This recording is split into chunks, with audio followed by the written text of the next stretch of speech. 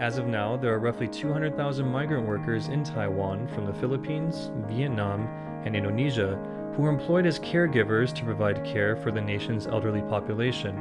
Within that number, NGOs speculate that about 1/3 are currently listed as runaways, and that number is continuing to rise. In a place that is full of warm-hearted people and altruism for one another, it came as a bit of a surprise for us to hear about such statistics in Taiwan. So we decided to look into this issue a bit deeper by starting off at a center in central Taipei that houses runaways to see if we could find out if it was as serious as people said, and if so, perhaps weed out some of the underlying reasons causing caregivers to run away. Some of the workers has problem with their employers or waiting transfer. We house them here. Hi Marjorie, this is our shelter.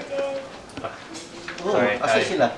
This is for the... Yeah, we provide them temporary shelter. Could we visit? Yeah. We all do like household work, clean the house, wash the clothes, cook. I used to work in Hualien. I was hired as a caretaker, but when I reached Hualien, I am not working as a caretaker. I was working cleaning 3-story house with 9 members of the family. Then after cleaning, we have to go to the restaurant to prepare everything. It's a shabu-shabu restaurant. Do you know that? It's hot pot restaurant. And then I have to work until 4 or 3 in the morning. Then sleep at around 4 in the morning. Then wake up 9 o'clock in the morning. Then start working the house, cleaning the house without breakfast or something because you're running into cases of abuse. No, I'm not. I didn't mean that physically abuse. No, rights abuse. Most employers here in Taiwan, they keep abusing us. Even you're already sleeping, if they need you, they wake you up. But it's okay as long your relationship to your employer is okay. But no, especially this last employer. Did she ever give you? That's why I break my contract there. But she's the one who insists me to go out in their house. So I go to the Meko, I tell everything because I'm sleeping on the floor. The household workers, they working at home, at house, but the house is not be identified as a working place. So there is no legal working hours. There is no what kind of service you need to provide. They didn't identify very well. So all the household workers, they will face the maltreatment, they will face the overwork, a lot of overtimes, and then they cannot take a rest, even they don't have rest days. Winter time, she don't want me to use the heater in the 3rd floor. She want me to get the hot water on the 2nd floor. But the hot water she gave it to me every night is only half bucket. For you to use? To use, yes. How can I take a shower during winter time? So if I wash my hair, I will not do my body. So the next night, I just do my body, no need to wash my hair. So she only gave you a bucket of water? water? half hot water, only the bucket. If you mix that into the cold water, it's not even enough to take a shower, right? So I tell my grouper, I cannot stand. There was no shower? They have, but she don't want me to use. Also the washing machine, she don't want me to use. I just do the hand washing. Why didn't she want you to use it? I don't know. I am staying here right now for transfer. I'm trying to look for another employer because I only have 9 months left from my contract. So most of the employers will not hire a shorter period of time. So the option is I can stay here in Taiwan until September 11 legally. It's either I'm going to go home or do the other things.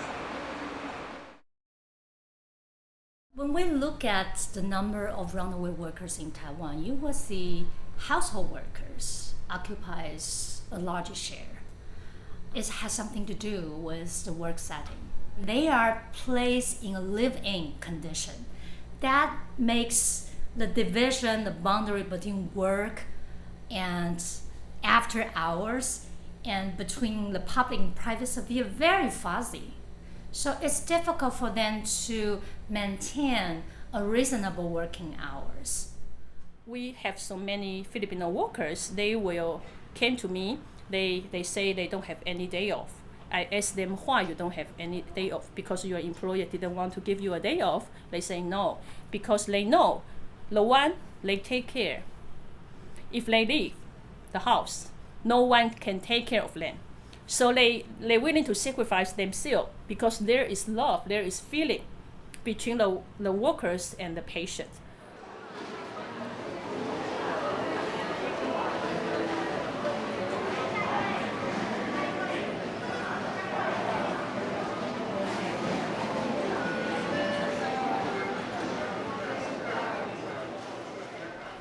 Actually, when the younger people go out for work, they really need someone to take care of their elders, especially for someone who is not in great danger, but they are very sick to take care of themselves. So we need someone to take care of that. So that's why the laborers comes in and take a big play.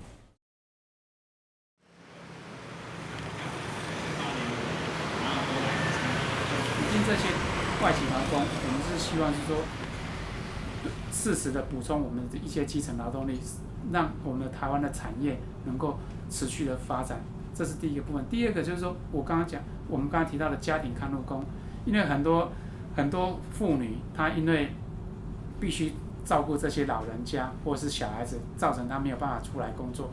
那我们也希望说，引进这些家庭看护工或家庭帮佣到这个家庭里面。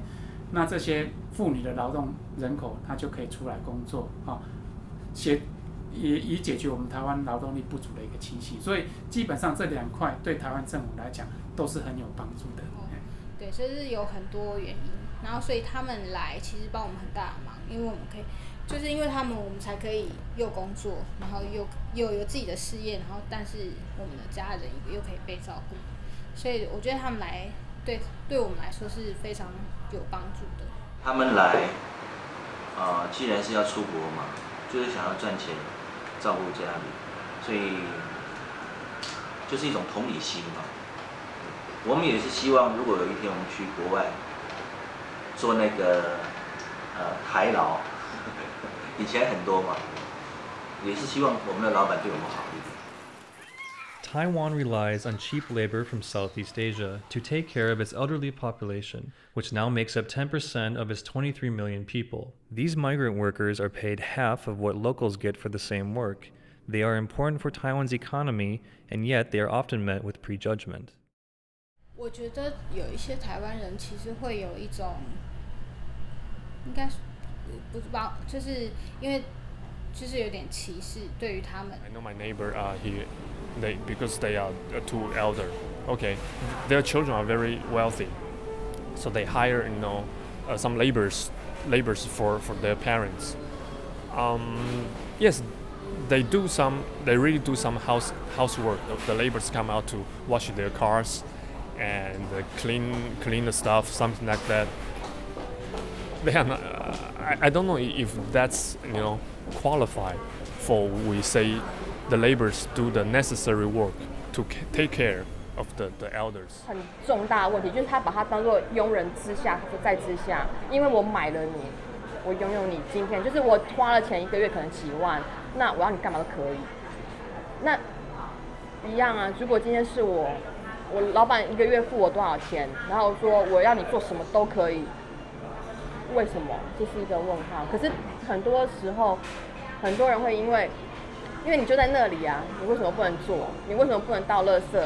你为什么不能少洗个碗？It's 24 hours. So basically, she live in my home. So 24 hours and yeah, all days. 我把我的员工都当成我的朋友。我跟他们讲过哈，如果你们好好帮我，我事业有成，对不对？我可以给你那个 bonus。可是后来没成。因为他24小时都住在我们家，他现在有点像是家人。像我结婚的时候，他就哭得乱七八糟。就是我们大家就是我们跟他感情算还不错。So we often hear employers saying that we treat our domestic workers like a family. This analogy of family may sound nice and warm, but it could be very dangerous because it's make the boundary between work and non-work almost impossible.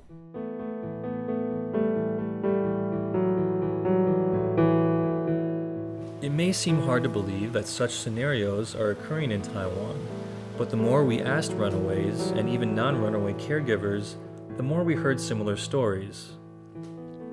We thought to ourselves, was there something about Taiwanese and Filipino cultures that didn't mix right?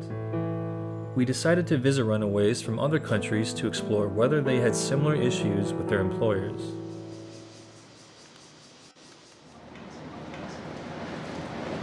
好奇就是为什么你觉得你们老板就说你不能去哪里？这样子，你会觉得是因为他们没有其他人可以帮助他们吗？或者他们就是要控制你？那个其实也可以了吧？我这个人为什么不能出门还是不能什么？那是因为真的阿公不能离开他，因为阿公真的没有办法动，所以有喝水有什么都一定有来我照顾嘛，所以我真的不能休息。从那个阿公一直乱摸的时候，我跟他说不行，可是他一直乱摸这样，那个时候我真的受不了了，然后我马上跑了。Before I remember, I will handle some sexual abuse case once a month. So actually it's a very high rate. This is also reflect to the house as a working place. Actually, there is no privacy to the migrant workers. 台湾人可能有些不好，也有好的雇主哈。那不好的雇主来讲，我会觉得他们的心态可能觉得说，反正你单独一个人在台湾，你在我家，你什么都不懂。为什么？通常如果这样子，他一定是有限制，他用手机，对不对？不对外联络，或者是甚至不放假嘛。那他会看死你，就是反正你也没办法求助。如果有很坏的雇主，可能这样子，对。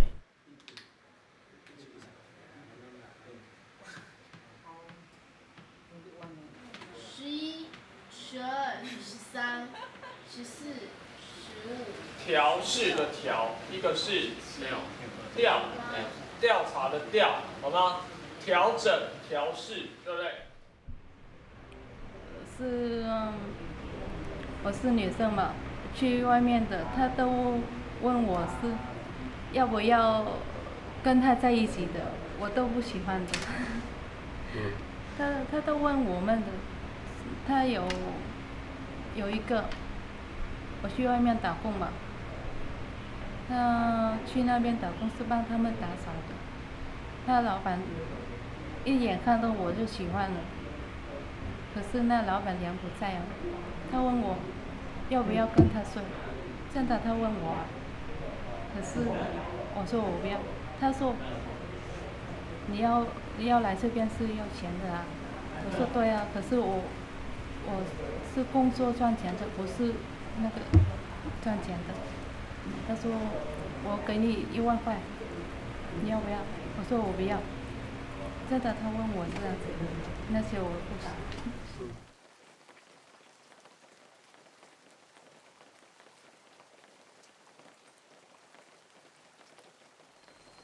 Has told me that I am going to take care of a grandfather, and my work only is to have to assist the old man in walking, and if sometimes he feel like being lazy walking, there is a wheelchair.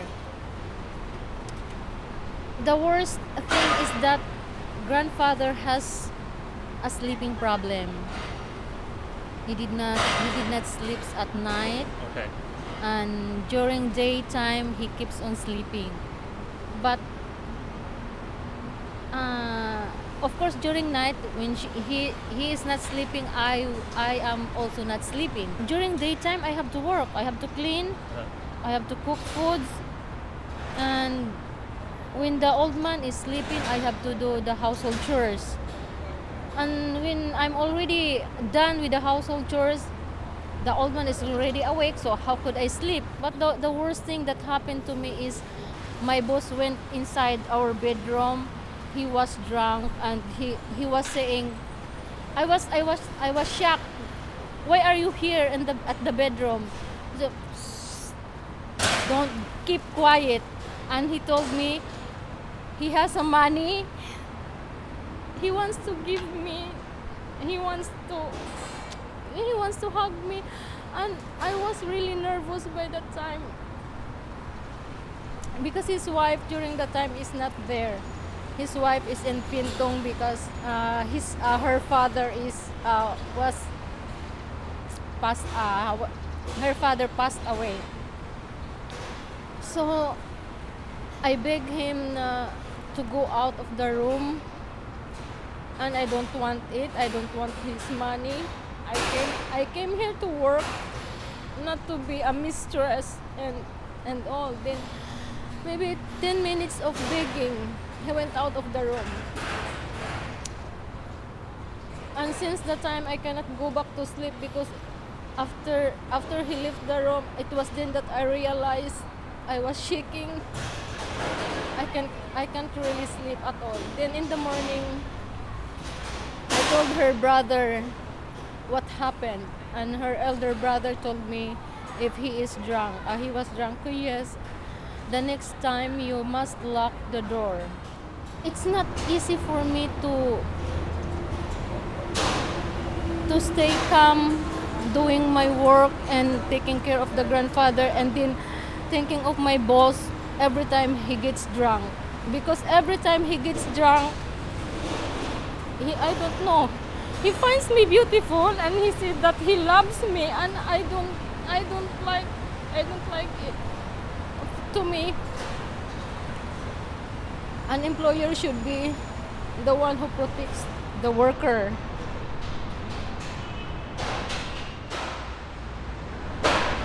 Every time he gets drunk, he is really dirty. He eats pinlang and it's like a blood dripping down here, and picking food and giving it to me. Oh. And I told his elder sister that this is the situation, the reason why I don't want to go to your brother's house. His elder sister confronted him, and he gets angry at me, and he told me that he was denying it, and I told him, who is drunk between the two of us, who always drink. I did not forget what you did to me. So I chose to run away because I cannot really stay there. I don't know. It's just not easy for me to work there. Sure. Every day.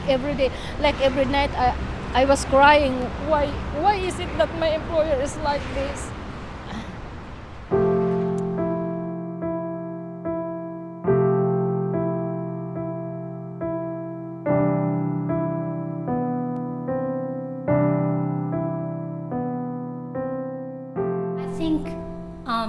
Behind these many different individual reasons, I think there are important structural factors behind it. For instance, migrant workers so far in Taiwan still not allowed to freely transfer employers. There are only limited conditions they could transfer employers. And then if they have to face all the difficulties they have to encounter with their employers, not treated well and threatened to be sent home, the first thing they have to think is to run away. Get out of the house because there's no way for them to voice out. If they are repatriated in just a few days' time, they don't have much time to argue or to settle down the problem with the CLA or the BLA. 外劳这边有疑虑的部分，他能够透过195，而且195我们是用他当地国的语言，像菲律宾我们不一定是用英文，我们是用塔克罗语，泰国用泰语，印尼用印尼，这样子，让他们觉得说他打到195是他可以信任的地方，而且我们确实，如果你有申诉，我们一定会派他们去查。I I tried to call 1955, and they told me that if you are going to file a case, which is we can really file a case, you must have supporting evidence. How could I have supporting evidence? My cell phone has no camera. My cell phone has no recording type. And then I am trying to ask help from my friends, but no one's really extending help to me. 性骚扰是很难证据，除非你录到音。当然，通常的话，我们也常常跟劳工局反映了，性骚扰很难去证据，雇主不会承认，对不对？不会有雇主承认我摸他什么的。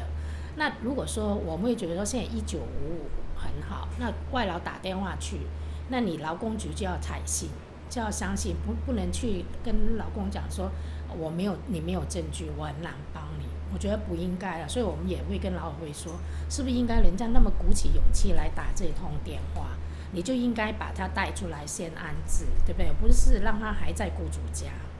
对，所以这个是真的是一个问题。那所以很多人跑掉也可能是一个问题。他压榨人家嘛，好，就是压榨，你知道吗？对，那个人会被他越榨越瘦这样子。The primary way for caregivers to come to Taiwan is through brokers that operate with one another in both the receiving and sending countries of the worker. In fact, within the 20-plus years Taiwan has imported migrant workers from abroad, that has been the only legal way to acquire a caregiver until recently. Brokers at large cut corners and take advantage of the workers, going almost unnoticeable to the Taiwan government. The Taiwan government has stepped up to allow for direct hiring options in recent years, but unfortunately, very few workers know about it. Brokers are required to outline the responsibilities of the workers to employers in a clear manner, but as the workers revealed, they often do not. The employers have an impression that they have complete control over their caregiver and can make them do anything as a result. The workers often said that this scenario, coupled with difficulties they face in changing employers, gave them the impression that their only option was to run away. The broker has not been responsible for providing comprehensive and accurate information for migrant workers. And at the same time, in many cases, they even provide insufficient or wrongful information for the employers and telling them they could do this and that, which is actually not allowed by the law. I'm just trying to understand my employer. Maybe they do not know. And then maybe it's because of our broker. Because broker, this is their business. That's why their sympathy is in our employer, not ours. Because most of the money they are taking is from the employer, not ours. Theoretically, the brokers should watch out the benefits for both employer and workers, right? Theoretically, both parties are their clients. But when you see the actual power dynamics, it actually, the brokers in most cases side with employers because employers are the one who has quota that can turn into job placement in row. The Taiwan government let the recruitment of migrant workers transfer to the private sector. So this is the broker system. So for the brokers, of course, they want to make money. The benefit, the interest, they want to make money. So how to control the migrant worker? How to let this business make a deal? Okay, everything okay. This will be their most priority. So we do feel a lot of brokers, they really educate some employers. You can hire this caregiver and then let them do all the things. Even we can see some advertisement. They already mentioned about if you hire a domestic or caregiver, they can give you 24-hour service. Actually, this is already violate the no matter mention about violate the law or violate the human rights. Yeah. So broker, of course, because their interest, they do some I mean the wrong education to migrant workers, to the employer. 我好奇，那个中介啊，所以他跟你说什么？他跟我们讲说，我们可以，就是他并没有跟我们说他有休假的时间，对，所以我爸爸当然会觉得，就是他没有觉得我一定要让他休假，对，所以我爸可能没有这个 basic information. In the Philippines, did you have to look at a contract and so forth? Did they outline what your responsibilities were going to be? But when you come back here, when you arrive here, you just do all. They stated that you were a caregiver, so supposed to be you're only taking care of the ama. But no, you have to do everything. Marketing, cooking, and clean the house. It doesn't matter because we are a domestic helper, but supposed to be they will treat us nice also. I've been trying to tell my agent, can you change me to another employer? It's not easy. Lots of things to do because they are going to file it on the CLA because the CLA must. I guess my employer should sign documents of releasing me, and then it takes a lot of time. And they're not willing to do it because they don't want to lose the worker, or what? I don't know what they really want, but I have decided to run away instead because if I do it on the right way, it takes times and in going to, and it will. I have lots of responsibility financially. For a migrant worker from, say, the Philippines to come to Taiwan to work, they would need to pay an initial $2,500 placement fee in order to arrange a 3-year contract, which is the standard in Taiwan. Typically, that amount is split in half between the brokers in the receiving and sending countries, and most workers pay for it by taking out loans from local banks that need to be paid back within 1 to 3 years. Once the worker gets to Taiwan, the local broker also requires the worker to pay fees every month for their 3-year contract. For their first year, these fees are $60 a month, or about $710 a year, followed by $670 the next year, and about $630 for the third year. That means just for the worker to come to Taiwan, they pay over $4,500 in broker fees over a 3-year period. In Taiwan, caregivers make just over $500 a month, which is less than half of the going rate for Taiwanese. That means that at least 1/4 of the worker's income is spent on paying back broker fees over their 3-year contract. Now, most of the workers actually know this information coming to Taiwan, but what shocks them is that after their 3-year contract is up, they assume they can get rehired by the same employer with no placement fees, which will then allow them to really start getting ahead. Vicky in particular was told this by her brokers in both Taiwan and the Philippines. But what happened to her is that her broker in Taiwan said that this was not possible, and she had to leave the island to come back on a new visa, paying the same fees over again to the same broker.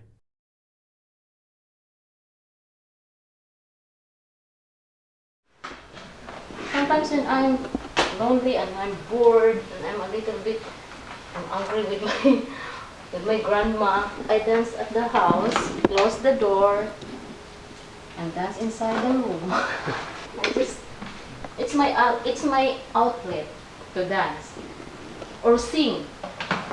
But when I'm singing, grandma will say that don't sing because she feels sad. Maybe because I don't have a good voice quality. What kind of songs do you sing? Lady Gaga song.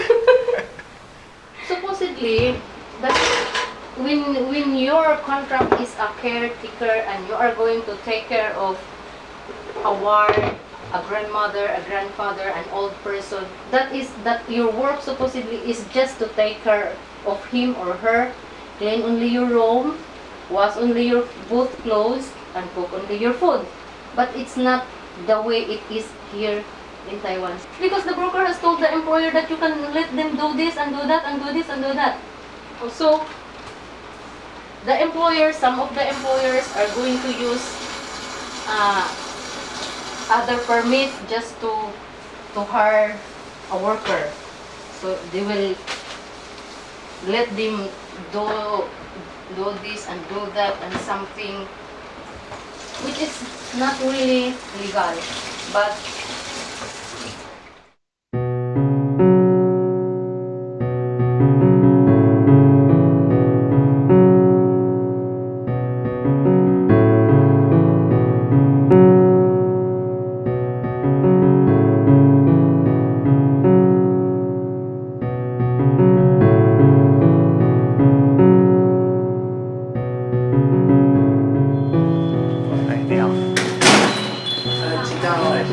好。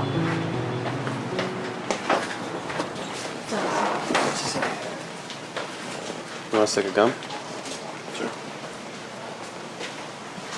这是申请的单位那边工作而已，因为你申请进来是帮佣，所以你如果说你住的地方当做申请地，他只能在你那边工作。如果说你把他带到餐厅去，那等于说那是私下你会带他去的行为，但是后果就是，如果说人家来举发，或者说劳工局或者说什么单位来发现的话，他会罚。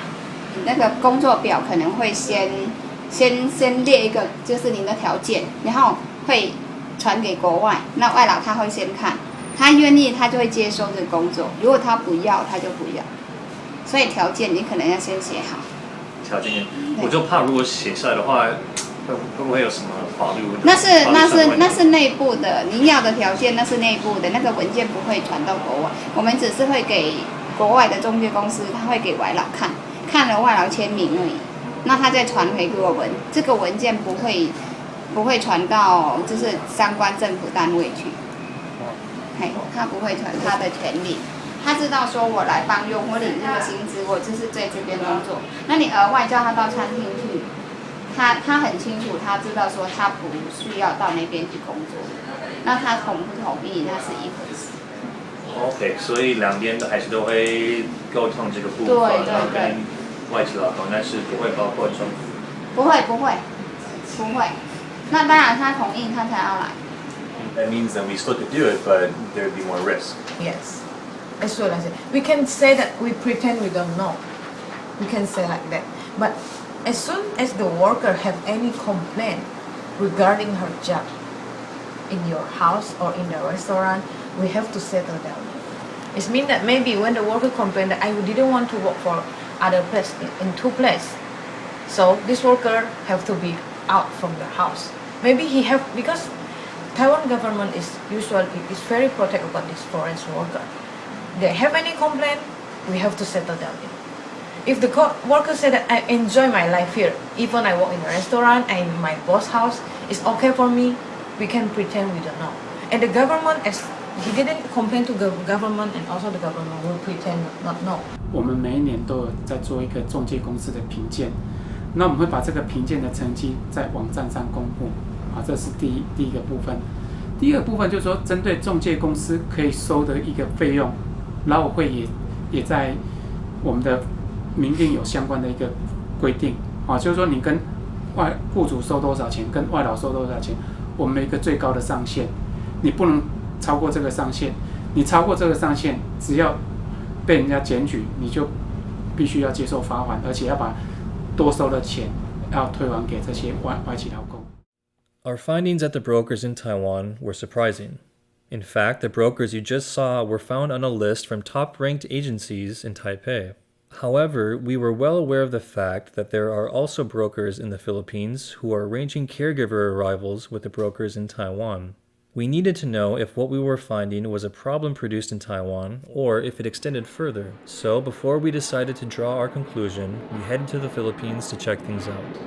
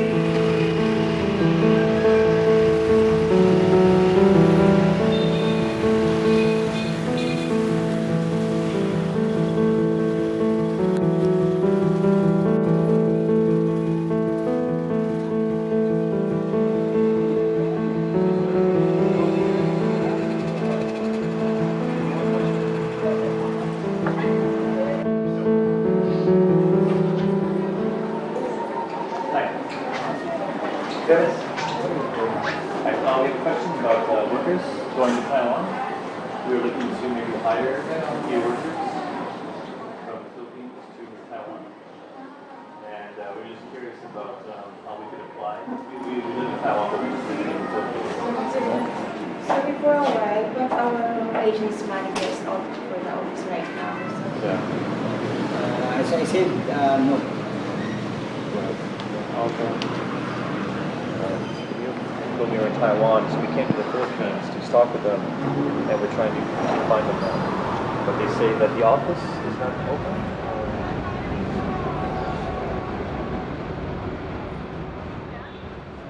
We send domestic workers in many countries, of course Taiwan, Hong Kong, the Middle East especially, and they really encounter a lot of problems. Non-payment or very low wages. Some of them are not even given enough food to eat. Some are even given food that is no longer good for human consumption. Yeah, and then they are physically abused, sexually abused. Everyone knows that there is contract substitution. And they would tell us, because they have their own laws, they have their own. So if that's the case, why then let the people believe that there is this contract that would be followed in that country?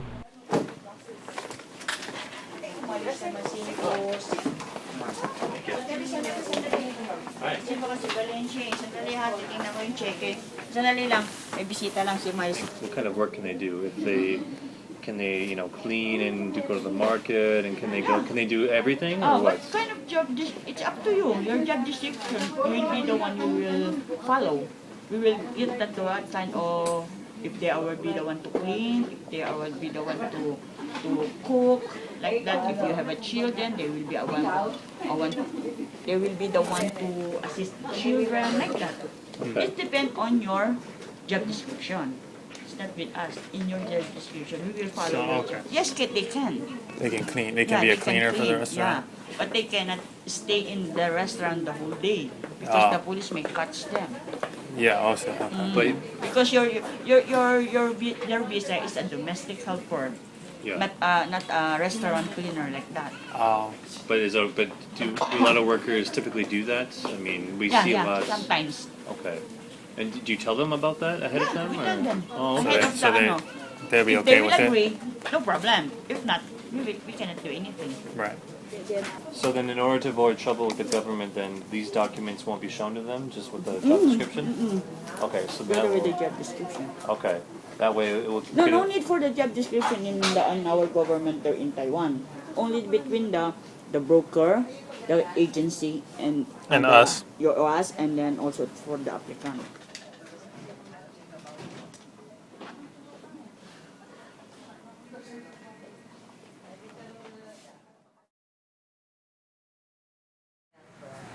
But there are cases that when before they left, the employer explained to her that we have the restaurant, so you have to help her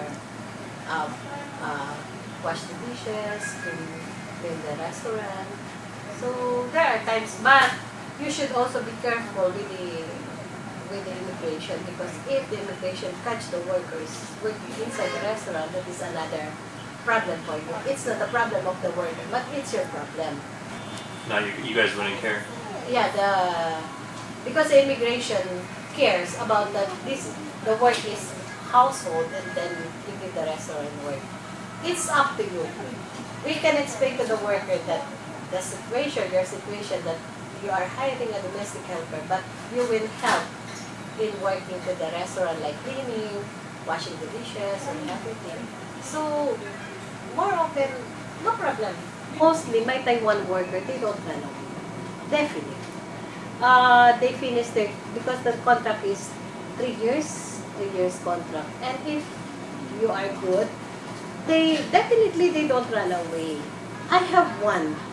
I have one run away because she got a boyfriend. But that is a very, very rare case. So 20 years, you only had one runaway? Yes.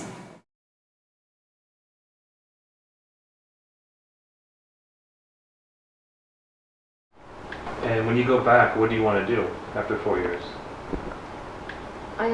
Because this year until March of working, I can already pay my loans.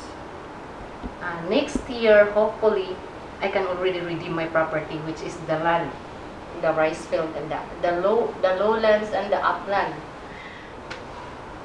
Just a simple life with my daughter.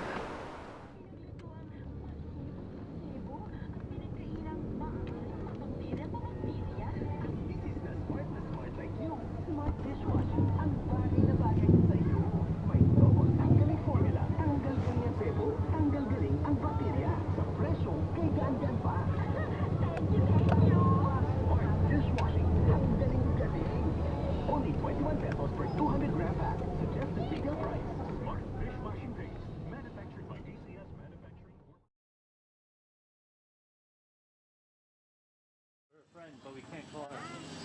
Alma is your friend? Yeah. That house, that one, that house today, that is green. That yellow house.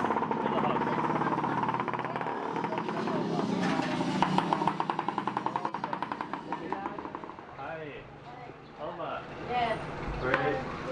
Alex, yeah, very nice. Hi, I'm Nick. Nice to meet you. Hi, what did she say about her life? Struggling. Yeah. What way? I mean, what did she say about struggling?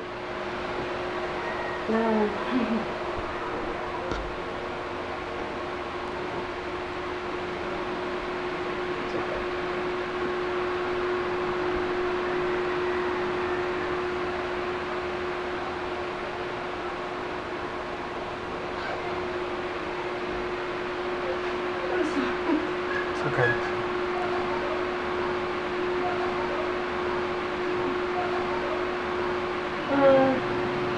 She has no work here.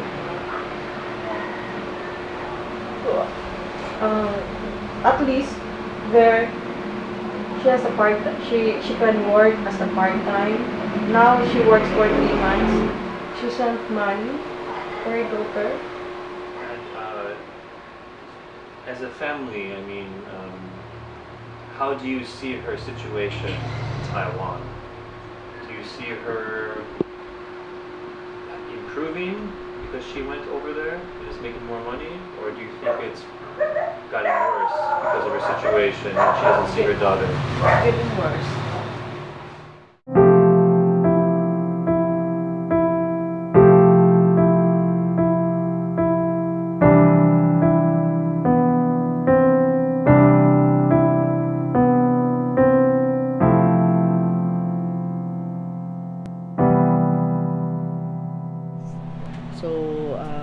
It's very difficult for them to seek help if they have problems, especially if they don't have day offs. Yeah. And then, of course, it's also very difficult to have a live-in arrangement. The husband or the man sometimes take advantage of the domestic worker. Mm-hmm. So they sexually abuse them, they rape them, or if they don't agree, then they are being physically abused. When you sign a contract and another thing happens in the receiving country, that's what you call contract substitution, which is illegal. But then the other side to it is that, migrants, just for them to be able to get away from the Philippines, then go to Taiwan, and then they probably think that they're better off there. It's really, we have a jobless growth type of economy. Even if our economy is growing, 30% of the population is poor. Why? Because I think unemployment is about 7 to 8%. Underemployment is 21%. So, people just, go abroad. Plus the fact that going abroad has become some sort of a perceived passport to social mobility, no matter where you are.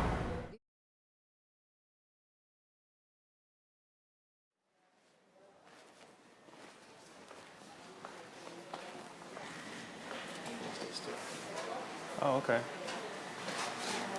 And this is the child care, first aid. Oh, yeah.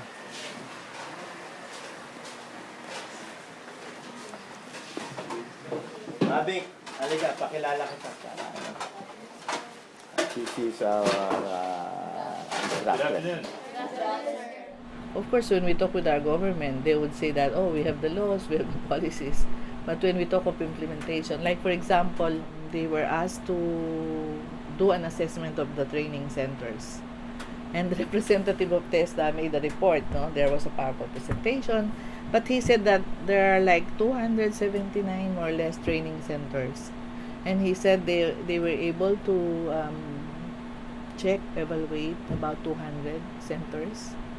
And he said 100 were violating, you know, and only 100 were like following the rules. So I asked him, are you not alarmed, you know, with this data? You have 279 centers. You only assessed or evaluated 200 and half of them are not following, you know.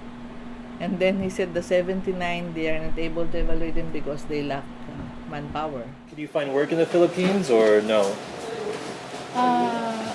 We have work here, sir, but low salary. The salary is not enough for our family. Oh. So that's why we are going to another country to earn more money. I think in Taiwan is have the broker fee. Yeah. Yeah. Yeah, I think so. So do you know that? Who's going to Taiwan? Do you know about the broker fee? I think the employer will pay the broker fee. We don't know, sir. We don't know about that. Uh-huh. You don't know about the broker fee? No, Maid is the one who will be the one to pay the broker fee. That's what my sister did last time. She paid it? She paid it. So I think if we could try to reduce the burden of placement fee on migrant workers, that could also help reduce the number of runaway workers. So there is a labor standard law to protect the workers. But in Taiwan, the labor standard law only inflict on the migrant workers, especially those who working in the construction area or factory or nursing centers. The caregivers and domestic are not under the protection of labor standard law. So does that mean that there's no government officials, there's no supervision in terms of who is working and doing what? Yeah, no. So this is why we know working at home, at house, is a very special situation because it's a little hard to identify how many working hours. And especially in Taiwan, the employer always hire a migrant worker. They choose the live-in. So it means the migrant workers should live in the house. So this is all special situation. So that's why for a lot of NGO we discuss and then we try to make another law we call Household Service Act. And then this Household Service Act special for those who working at house, no matter you are foreigner or you are locals. This act aims to provide a legal foundation for domestic workers and caregivers, especially in terms of working hours and labor contract. So I think this legal intervention could also help employers and workers to have a more regulated and a reasonable definition of work. We do feel if you're working at home, the employer should let you understand what's the situation at home, how many family members, okay, what's the working situation. Do you need to live in or you can live out? Or how many working hours we wish you can work. Yeah, we do feel this is all need to identify in a kind of formal labor law. So that the employee also can follow this to understand what's on my working situation. And then also need to force the employer to understand what kind of labor service I need to provide. I mean, Taiwan's government is hesitant to change a regulation. I think it's a mentality of bureaucracy. Like they don't want to create more cost or efforts on the bureaucracy, and they are afraid to deal with uncertainty. But I think if we don't change the system structurally, the problems of runaway worker cannot be solved. We try to lobby for this many times, and then we already have some, I think, as you know, so many rally.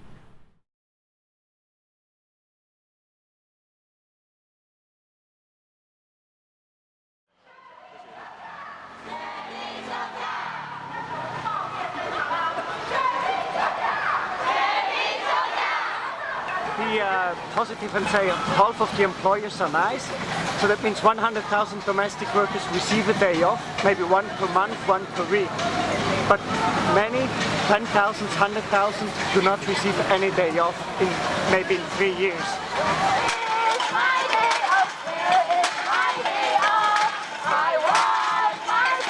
There's still many 10,000s we cannot assist because they have no chance to contact us or we do not know where they work.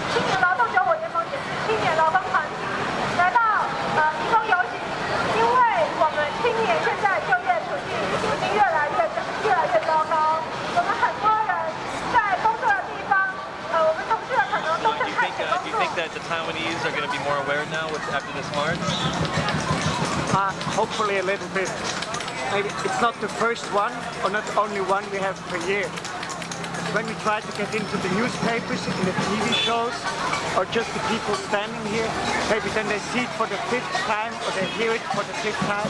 They read it maybe tomorrow in the news, so then it slowly maybe in the awareness. Also for the government, for the negotiations, now more Taiwanese also supporting us. Be outside, voice out.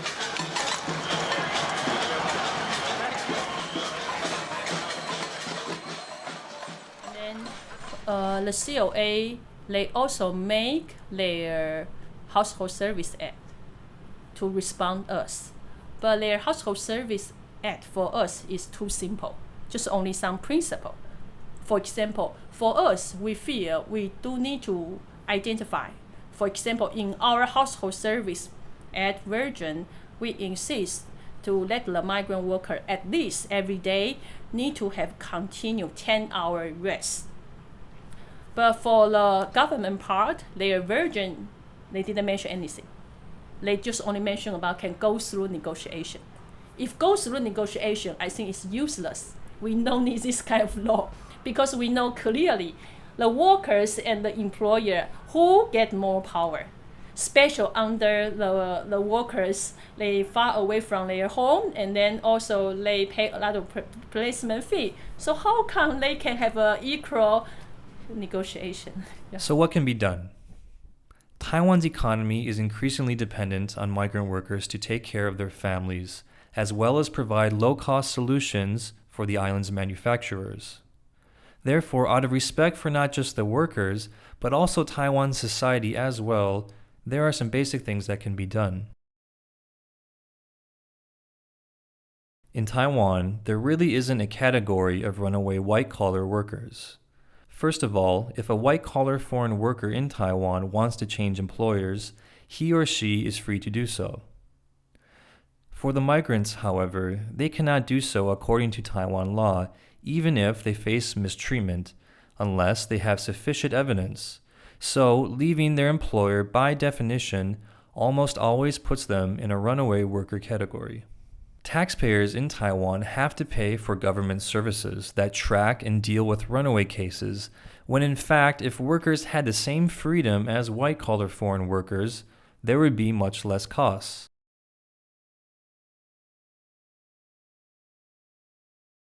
Make more efforts to promote direct hiring to Taiwan's public. This can decrease the amount of workers that need to go through brokers, as well as decrease the financial burden that also causes workers to run away in Taiwan. enforce stricter laws that limit how much brokers in Taiwan can collect. Taiwan cannot control how much money brokers in sending countries receive, but it can at home.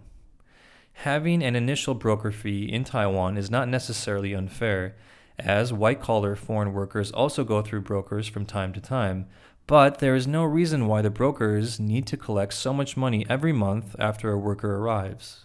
A white-collar worker pays a one-time fee of about $100 to brokers, and nothing more. This is drastically smaller and is still effective for the brokers and the workers. 家庭看护工跟家庭帮佣目前是没有受到劳动基准法的保障。好，那为什么没有受到保障？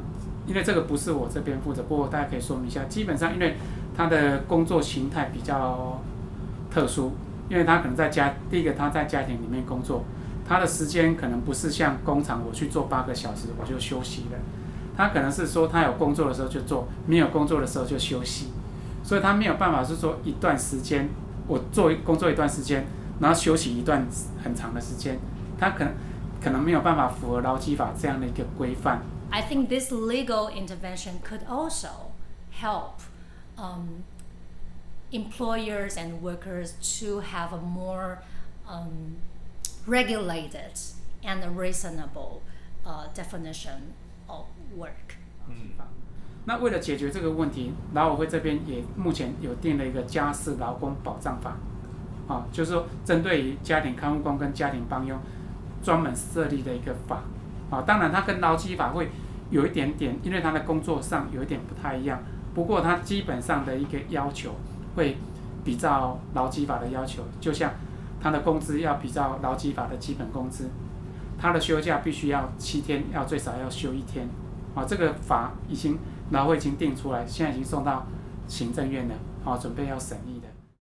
My thinking is the moment that your migrant workers get out, no matter what you do, you cannot protect them anymore. Because there are sovereignty issues here. You know what I mean? There are sovereignty issues. The only thing that you can do is really to create local jobs that, I'm very sure that, the salary may not be that comparable, but if you just give them a local job which would, give them a decent way of life, people will stay. So just to be clear, when you go back, you want to open up a business where you sell rice? And I want to have an internet cafe business. Because I love chatting. And I love reading all the lies telling to me. 他一逃跑了以后，就变成我们法规里面的违法的人员。那违法的人员依照现行的规定，如果说他被查获以后，他就必须要出境，不能在台湾工作。除了有一种情形，就是说他被鉴别为人口贩运被害人，虽然他是逃跑了，可是被鉴别人口贩运被害人。所以你刚刚讲的，如果说他有被虐待的那种证据的话，其实他可以拿出来，他说不定有机会可以被鉴别为人口贩运被害人。那如果是被鉴别人口贩运被害人，他就可以继续留在台湾。What do you think? Is there a purpose for all that happening? Maybe because I want this kind of life. It's just a matter of choice. I choose to work